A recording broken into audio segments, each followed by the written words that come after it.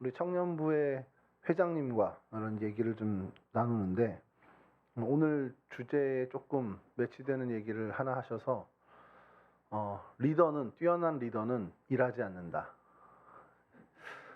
네, 근데 그 굉장히 되게 의미심장한 얘기입니다.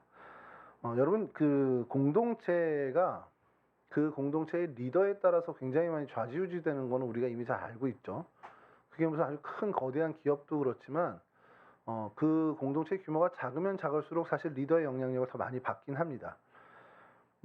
성경에도 보면요, 그 공동체 안에 좋은 리더가 있을 때, 그래도 괜찮은 리더가 있을 때와 그렇지 않을 때의 이 공동체가 굉장히 차이가 나는 것을 좀 보게 되는데, 저는 성경에 있는 공동체에서 조금 주목하게 된 것은 이게 좋다 나쁘다의 리더가 아니라 리더의 색깔에 따라서 공동체의 성향이 완전히 바뀌는가를 보게 된 것이 바로 출애굽 공동체였습니다. 출애굽 공동체는 처음부터 불만으로 시작해서 불평불만에 아주 그냥 모든 기사들이 처음부터 이렇게 나오죠. 애굽을 떠날 때부터 홍해 앞에서부터 홍해를 건너고 나서 계속해서 그렇게 불평불만이 많았습니다. 자, 모세가 리더로 있을 때 모세가 리더로 있었을 때 모세의 리더십이 약해서가 아니라 그냥 그런 사람들이 모였던 공동체였죠. 그리고 난 다음에 두 번째 차세대 리더가 여호수아가 됐습니다. 여러분 성경을 가만히 한번 여호수아가 그 공동체의 이제 리더가 된 이후 기사를 한번 자세히 보십시오. 불평불만이 거의 없습니다.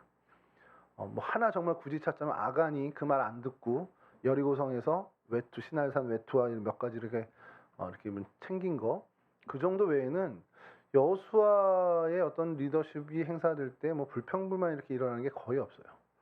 그래서 이거 되게 신기하다라고 저는 이게 보고 있었는데, 언젠가 어느 목사님이 설교를 하시는데 왜 그런지 아냐고, 그래서 궁금하던 차에 귀를 이렇게 좀 쫑긋 세웠더니 여호수아는 군부 정권 아니었냐 이렇게 얘기를 하더라고요.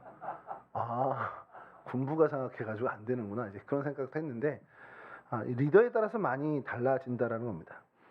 그러면 어떤 리더가 좋은 리더냐?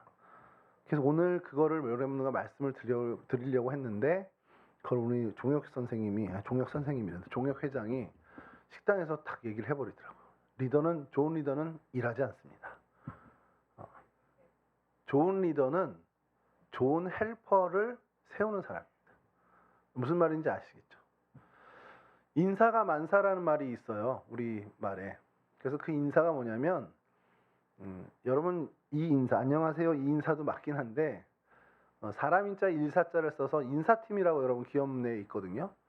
그러니까 사람을 적재적소에 이렇게 배치하는 그 팀, 그런 업무를 하는 쪽이 인사팀인데, 그 인사, 그 업무, 이 사람을 어디에 배치하고 그 사람을 어디로 보내고 하는 그 일, 그게 인사가 만사라는 겁니다, 사실은. 그래서 사람을 쓰는 일, 이게 사실은 제일 중요한 일이라는 거죠. 근데 그거를 좀 바꿔 얘기해서 그냥 안녕하세요 하는 인사가 정말 만사다라고 해도 사실 그렇게 크게 틀리지 않은 게 요즘 세상입니다. 동탄에 가면은 동탄 시온교회라는 교회가 있어요. 새벽 기도의 인원이 거의 1000명이 나옵니다. 그러니까 새벽 5시에 예배를 시작하는데 4시에 와야 자리를 차지해요. 본당의 자리를 앞쪽에 앉으려면 4시에 와 있어야 되는 겁니다. 근데 그렇게 와 있어요. 그래서 5시 시작될 쯤 되면 본당에 자리가 없어서 밑에 층에서 모니터로 예배를 드려요. 그런 교회가 있다는 게 신기하지 않습니까?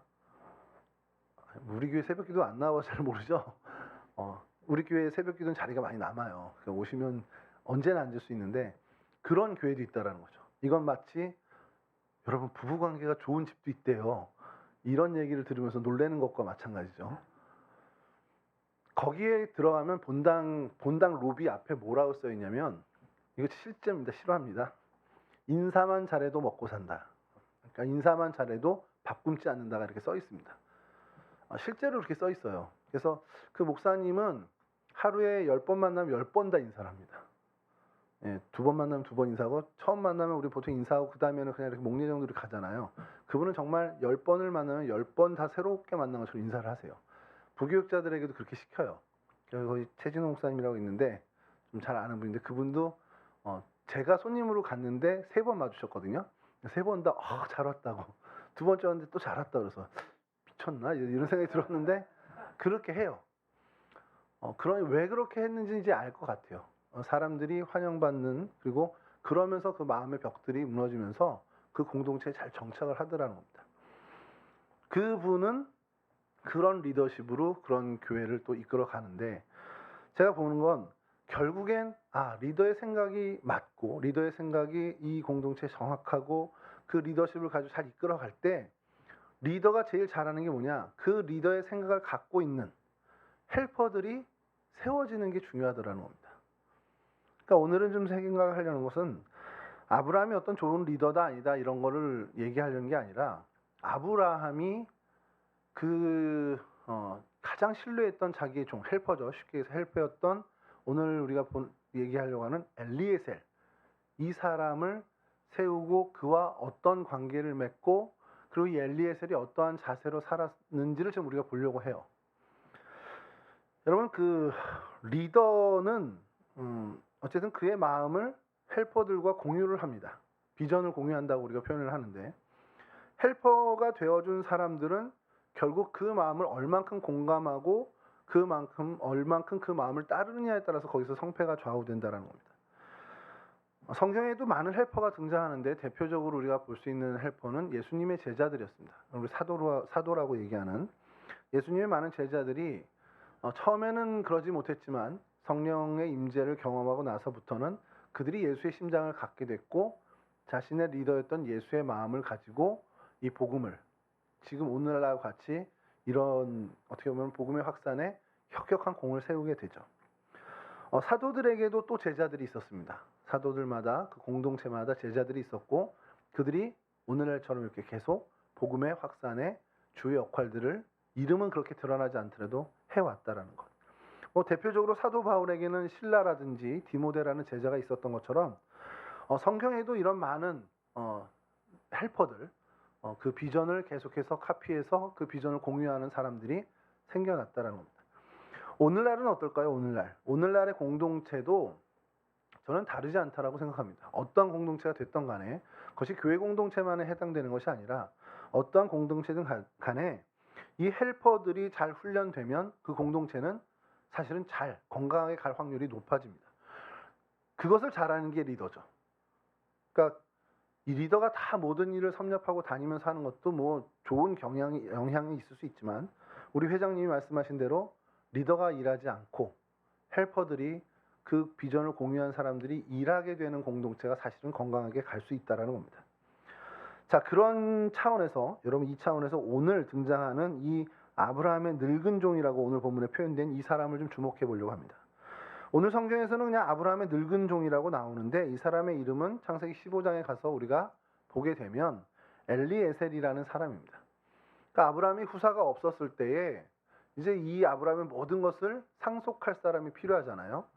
그냥 아브라함은 아들이 없으니까 내심 저 다메섹 사람 엘리에셀이 내 후계자겠구나라고 생각을 하고 있었던, 그러니까 그만큼 신뢰하고 있었던 사람이 바로 이 오늘 본문에 등장하는 늙은 종입니다. 그러니까 정말 아브라함이 자기의 가진 모든 소유를 이미 맡겨서 관리를 하고 있기도 하지만 이삭이 없었다면 이것을 고스란히 다 엘리에셀이 물려받을 사람이라는 거죠. 그럼 여러분 생각해 보세요. 오늘 이삭의 아내를 구하러 가라고 엘리에셀에게 지시하는 건데, 엘리에셀 입장에서 보면 이삭이 그냥 정말 인간적인 눈으로 보면 이삭이 좋아 보이겠습니까? 좀 그냥 없었으면 하는 좀 안타까움이 있겠습니까? 우리가 그냥 1차적으로 이 성경 본문이나 이런 상황들을 보면 엘리에셀은 이삭이 없으면 이게 다 내 건데 이삭이 있단 말이에요. 그래서 이게 다 내게 안 돼요. 그럼 우리 드라마에서 보는 것처럼 제거를 꿈꿀 수도 있겠죠. 뭐 이렇게. 그래서 이 본문을 진짜 엉뚱하게 읽는 사람이 대표적으로 제 친구 하나 있는데 그 여자가 안 오게 되면 어떻게 하죠? 아들을 데리고 갈까요? 이 제안을 왜 했겠냐라는 거예요. 안 온다고 하고 이삭을 데리고 가서 아들을 잃어버렸습니다. 이렇게 하지 않았겠냐, 이런 식으로 읽는 제 친구가 있었습니다. 실제로. 그러니까 그렇게 생각할 수도 있는데, 오늘 본문을 우리가 읽고 이 엘리에셀을 계속해서 성경에서 찾아보다 보면, 그리고 리브가를 데리러 갔을 때 바단 아람으로 갔을 때 엘리에셀의 태도를 보면 이 사람은 전혀 그런 게 없는 사람이에요. 그러니까 이게 좀 사실은 그냥 우리 인간적인 생각으로는 이해가 안 되는 부분입니다. 아니 뭘 이렇게 도와? 이삭 일을 왜 이렇게 적극적으로 나서? 이삭이 없었으면 이게 다 내 건데 사실 억울하지도 않아? 이런 생각이 들 만한 상황임에도 불구하고 엘리에셀은 이 일에 정말 진심인 겁니다. 아니 아브라함이 어떻게 시켰길래 뭔 얼마나 어떻게 약속을 했길래 이런 거에 이렇게 진심으로 이렇게 최선을 다하지? 근데 보면은 아브라함이 엘리에셀에게 특별히 약속한 게 없어요. 너 신부감 잘 구해오면 내가 그래 한 10분의 1이라도 너 떼어줄게. 이것도 없습니다. 근데 왜 이렇게 충성을 다하지? 그러면서 이 본문을 계속 되새기다 보면은 그의 마음이 어디에 꽂혔는지를 우리가 보게 됩니다. 여러분 한번 생각해 보시죠. 오늘 설교 짧으니까요. 기대하시고 짧게 요 핵심만 짚고 갑시다. 지금 아브라함의 마음이 어떨까를 한번 상상해 보세요. 아들과 나이 차이가 엄청나죠. 그렇잖아요. 거의 100살 차이가 나잖아요. 여러분 아브라함이 그렇게 귀한 아들의 며느리, 아들의 신부감, 그러니까 며느리죠. 며느리를 구하는 일이 이 아브라함에게서 얼마나 의미 있고 얼마나 큰 일이겠습니까? 이 청년들하고 이런 얘기를 하면 공감이 안 되는 거예요. 제가 저희 아들 지금 중3인데 지금 생각해도 막 벅차요. 제가 나중에 자라서 여자친구를 데리고 와서 인사시키고 결혼을 할 때 그 예식장에서 내가 보는데 얼마나 뿌듯할까 이런 생각이 들거든요. 근데 여러분들 이제 그런 생각이 안 드는 거지. 아브라함 입장을 한번 생각해 보세요. 이 이삭, 이 귀한 아들이 장가를 가는데 며느리를 구하러 내가 가야 되는 게 맞아요 지금. 근데 못 가. 왜? 힘들어. 거기까지 못 가. 187km인가? 1800km. 직선거리로 봤다라면 가나가 1800km가 돼요. 어마어마하게 먼 곳이니까 가서 난 못 돌아올 수도 있는 거예요. 그러니까 전혀 그러니까 뭐 가능성이 없는 거죠. 야, 그러니까 얼마나 안타깝습니까? 그럼 아브라함 입장에서 누구를 보낼까 생각할 거 아니에요. 근데 그 생각할 때 염두에 두는 게 뭐냐면 누가 가면 내가 간 것과 같은 효과가 있을까? 이 생각을 하는 겁니다. 누가 가도 아브라함이 간 거랑은 다르겠지만 그래도 가장 근접할 수 있을까 생각했을 때 그 생각 끝에 결론에 나온 사람이 엘리에셀인 거예요.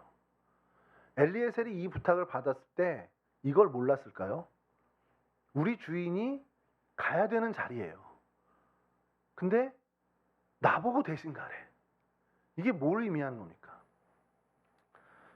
이 말씀을 준비하다가 나한테 이런 일이 있었나 이제 고민을 해봤는데 최근에 제가 한번 이 비슷한 일을 경험했습니다. 동대문 지방 교육자 수련회를 이제 다녀오셨어요. 목사님 다녀오셨는데 그 기간과 목사님이 감독님을 좀 만나야 되는 그 날짜가 겹친 거예요. 원래는 안 겹쳤었는데 그 일정이 변경되는 바람에 겹친 거예요. 그래서 저희 그때 태바울 봉헌할 때 오셨던 그 표영은 감독님이라는 분이 모임을 하시는데 거기에 이제 동성교회 담임 목사님이 가셔서 인사를 하는 일이 있었어요. 그 순서가. 근데 목사님이 딱 겹친 거죠. 수련회 기간이니까 가시질 못해요. 그럼 누굴 보내겠습니까? 얘기하셔도 돼요. 그쵸. 제가 대신 갔어요. 갔는데 너무 불편한 거예요. 왜냐면 제가 갈 자리가 아닌 거예요. 담임자들 다 와 있고 하는데 제가 가봐야, 그리고 다 어르신들이잖아요. 뭐 표영 감독님 93세고 거기서 제가 뭘 하겠습니까? 사실 저 알지도 못하고 관계도 없는데. 그러니까 저는 계속 좀 불편한데 그래도 제가 간 게 동성교회 담임 목사님을 대신해서 간 거니까 그 역할을 해야 되는 거잖아요. 결제도 해야 될 게 있고 뭔가 드려야 되는 것도 있고 수행을 해야 되는 게 있으니까 했단 말이죠. 그런 상황을 좀 생각하시면 되는데 이건 그보다 더한 겁니다. 아브라함에게 있어서 이삭은 어마어마한 존재예요. 그의 아내를 구하는 일은 아브라함이 온 정말 많은 일행을 데리고 가서 많은 정말 지참금 같은 걸 주고서 모셔오듯 와야 되는 그런 자리인데 그걸 내가 못 가니 내가 간 것과 거의 같은 효과, 정말 똑같으면 좋지만 그럴 수는 없으니까 그래도 제일 근접한 사람을 보낸 게 엘리에셀이고 엘리에셀은 자기가 그걸 모르는 상황이 아니니까 내 주인이 이 일에 나를 택했다라는 건 뭡니까? 나를 그렇게 신뢰하는구나. 나한테 그런 기대가 있구나. 이걸 알아버린 거예요. 그 엘리에셀은 뭐 우리가 인간적으로 그냥 단순하게 이삭이 없었으면 이게 다 내 건데 그런 것과 비교할 수 없는 어마어마한 신뢰를 받으면서 그 아브라함의 선택에 따른 그 벅찬 기대감, 그 감동만을 갖고서 이 일에 진심이 되는 거라는 겁니다. 이 본문이 왜 오늘날 우리에게 이렇게 중요하냐? 여러분, 하나님이 여러분들을 부르시고 이 땅에서 하나님이 이루시고자 하시는 일에 여러분들을 쓰시려고 합니다. 그건 바꿔서 뭘 얘기하는 거냐면 하나님이 하셔야 되는 일인데 하나님이 직접 하시기 어려우니 여러분들을 쓰겠다는 거예요. 그럼 여러분, 그 자리에 그 일을, 하나님의 일을 맡아서 가는 여러분들은 하나님의 그 무한한 신뢰를 받고 가는 겁니다. 이제 여러분들이 결혼을 하고 자녀들을 낳고 살아갈 텐데 여러분들에게 어느 아들이나 딸을 주셨어요. 그게 얼마나 어마어마한 일이냐면 하나님이 하나님의 자녀로 찜한 그 아들이나 딸을 길러야 하는데 나 대신 네가 좀 맡아줘 라고 하는 겁니다. 그러니 여러분들이 여러분들의 자녀를 맡아 기를 때는 하나님을 대신해서 하는 겁니다. 이게 얼마나 두렵고 떨리는 일입니까? 동성교회 청년부 회장, 이제 곧 우리가 총회를 할 텐데, 야, 청년부 너한테 맡길게. 가우지 목사님이 맡기는 게 아니고요, 하나님이 맡기는 겁니다. 종효 형제가 아까도 그랬겠지만 우리 교회에 좀 그런 거 있잖아요. 다 안 맡으려고 그래요. 그게 좋은 의미에선 정말 우리 거룩한 부담감 때문에 안 맡으려고 하는 거죠. 근데 그걸 조금 더 여러분 적극적으로 하면 그걸 맡았을 때 하나님이 주시는 그 무한한 신뢰와 하나님의 능력과 이것을 경험할 수 있는 어마어마한 자리일 수 있다는 겁니다. 제가 청년들에게 결혼 좀 해라, 아이를 낳아라 자꾸 얘기하는 게 뭐냐면 그 자리에 섰을 때 하나님이 얼만큼 책임져 주시는지, 하나님이 그때 나를 쓰시는 그 쓰임받는 행복이 무엇인지를 경험할 수 있는 가장 좋은 자리라는 겁니다. 교회에서 어떤 일이 있다, 어떤 직분을 맡아야 된다, 회장이 돼야 된다, 부회장이 돼야 된다, 사실은 부담되죠. 아유, 저도 부담되는데요. 그런데 한 번쯤 도전했으면 좋겠다는 건 뭐냐면 그 자리에 섰을 때 하나님이 주시는 능력이 좀 다릅니다. 회장이 됐을 때, 부회장이 됐을 때, 총무가 돼서 임원이 됐을 때와 그냥 청년 부원으로 섬기고 나갈 때 우리가 비슷한 일을 하지만 하나님이 주시는 은혜가 조금씩 차이가 나더라는 거예요. 왜 그러냐면 그 자리에 맞는 은혜를 주셔야 되니까. 엘리에셀에게 보내는 그 일, 이 일이 이삭의 일이 아닌 다른 일이었다면, 야, 내가 이거 오늘 거래가 있는데 나 대신 갔다 와, 그것과 내 아들의 그러니까 내 며느리, 내 아들의 아내를 좀 찾아줘하는 완전히 다른, 같은 심부름일 수 있지만 완전히 차원이 다른 신뢰감과 차원이 다른 무게가 있다는 겁니다. 엘리에셀은 그걸 정확히 안 사람이에요. 아니, 내 주인이 어떻게 이 일에 나를 보내지? 야, 이거 내가 감당해도 되는 일이야? 라고 할 정도로 어마어마한 일을 맡은 겁니다. 그러니 엘리에셀이 이 뒤에 오늘 우리가 읽지는 않았지만 어떤 일이 벌어지냐, 그냥 정말 그 일의 진심입니다. 가서 내 주인이 했던 것처럼 우물가의 곁에서 내 주인의 하나님이여 그러면서 기도를 시작해요. 나는 모르겠으니까, 내가 하나님 어떤 사람을 하나님이 원하고 내 주인의 마음에 들지 내가 전혀 모르겠으니까 하나님, 내가 혹시 물을 좀 달라고 했을 때 낙타에게도 물을 줄까요? 라고 얘기하는 자매가 있다면 그 사람이 하나님이 정하신 사람을 알겠습니다 하고서 기도를 합니다. 근데 그 기도가 하나님이 정말 기뻐 받으신 기도가 됐는지, 정말 만난 사람 리브가를 만났을 때 그 요청을 했고 리브가가 대번에 낙타도 좀 물 좀 줄까요? 이런 대답을 합니다. 그러니까 확신을 한 거죠. 아, 하나님이 정한 처자구나. 자, 그러면 그 집에 가서 자초지종을 얘기해야 되잖아요. 여러분, 어느 날 갑자기 누가 와서 아, 우리 주인의 아들과 결혼을 해야 된다, 하나님이 그렇게 점지해 주셨어요 라고 얘기한다면 그 사람들이 뭐라고 생각하겠습니까? 어디서 좀 이렇게 좀 막간 사람이 왔구나 이렇게 생각했죠.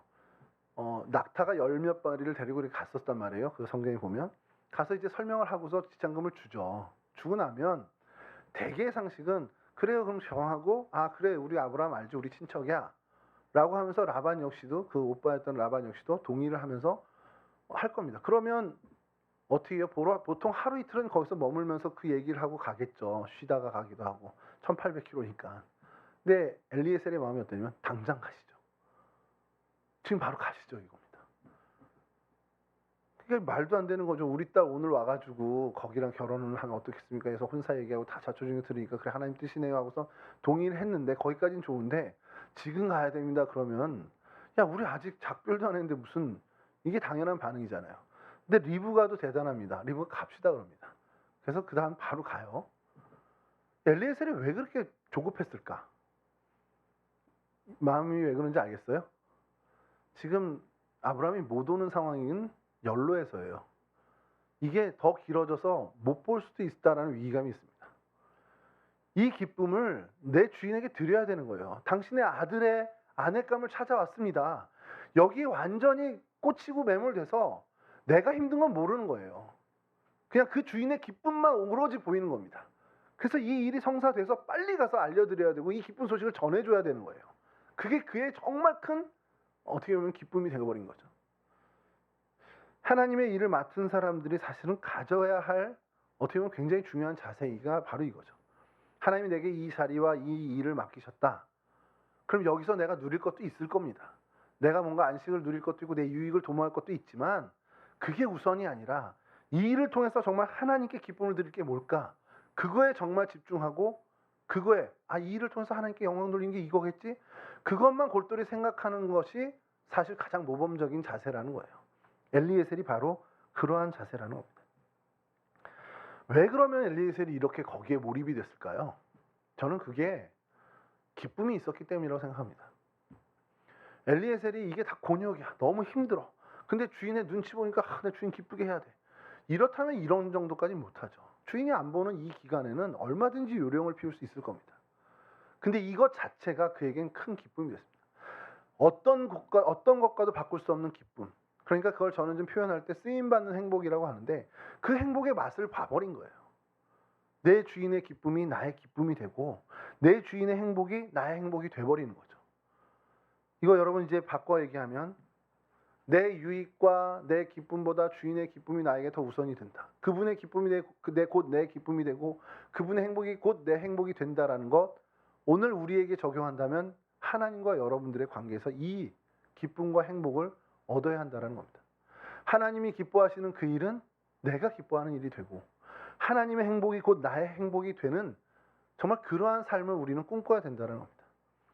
그럼 거기서 한 걸음 더 나가서 기쁨과 행복 외에도 하나님이 아끼시는 것도 내가 아끼게 되고 하나님이 사랑하시는 것 나도 사랑하게 되는 그런 하나님의 마음을 닮아가는 사람이 된다는 겁니다. 물론 똑같이 되기는 어려울 겁니다. 하나님이 세준이를 사랑하는 것만큼 제가 세준이를 사랑할 수 있을까요? 제가 거듭나고 또 거듭나도 그건 안 됩니다. 근데 닮아는 갈 수 있다는 거죠. 하나님이 세준이를 아끼는 만큼 세준이의 어머니 아버지가 세준이를 아낄까요? 가장 근접했겠지만 그래도 하나님 마음까지는 못 간다는 거예요. 그 한계는 우리에게 있지만 그래도 우리가 그렇게 하나님의 마음을 닮아가야 한다는 겁니다. 그 출발이 하나님의 기쁨이 내 기쁨이 되는 것, 하나님이 행복해 하시는 것, 그것이 내 행복인 그것이 돼야 된다는 거죠. 내 유익보다는 주인의 유익이 더 큰 이 엘리에셀의 마음처럼 우리가 정말 하나님으로부터 쓰임받는 그 기쁨, 쓰임받는 그 행복을 좀 누렸으면 좋겠다는 겁니다. 그래서 생각이 드는 것이 그럼 어떻게 이게 정말 우리한테 가능할까? 맡아보십시오. 일단 저 자리가 은혜의 자리겠구나 생각한다면 도전해보세요. 나 청년부에서 뭐 봉사할 거 없어요, 목사님? 저 교회에서 뭐 봉사할 거 없어요? 라든가 목사님 우리 뭐 성경 공부하는 거 없어요? 하나님 말씀 알아가는 거 없어요?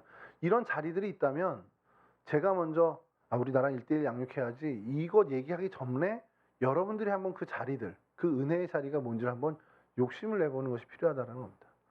제일 기본이 되는 건 예배의 자리겠죠.